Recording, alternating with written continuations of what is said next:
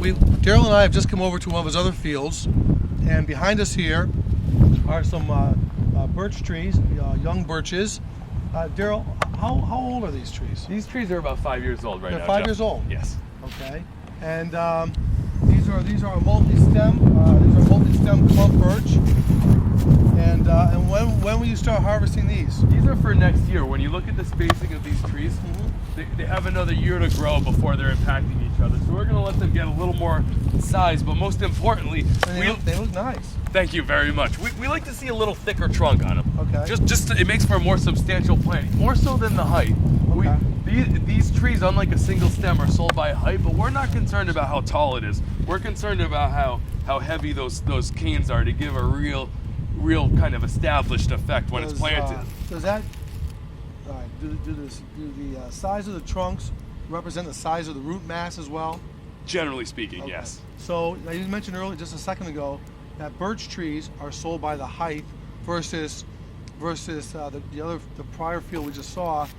They're based on the caliper of the tree. That's correct. Why is that? And in general, because it's a multi-stem tree like this, Okay. for a certain height, the caliper, the thickness of the stem is going to be fairly universal. So where we would call this a 10 to 12 footer. Yeah. Pretty much the stems are pretty much all going to be somewhere in this range of size. Now, when you plant these, is it a different planting technique than your other field? Because don't you have to make these clumps together, or how does that work? Actually, these are a little different. There's two ways to grow birch.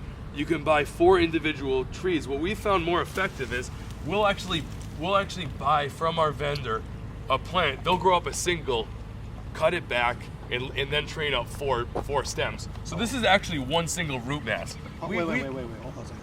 Repeat that one more time, please. This is one single root mass. The issue is, if you plant 4 individual plants together, you're running the risk of you're running the risk of splitting, and you're also running the risk that one of those stems might die. So this way, we have 4 already established stems, and when you look down the row, you're going to have 3 or 4 stems on every one. In the past, we've had some 2-stem birch. And in my experience, our customers don't really like the 2. They like to see at least 3 stems to give it a better clumping look. Now, Exactly. you have a lot of birches here, Darryl. Is this a popular tree for you? You saw a lot of them? This is one of the most popular trees around for a couple of reasons. It's very fast growing. Yeah. For that reason, it's also affordable, and it also gives a great look.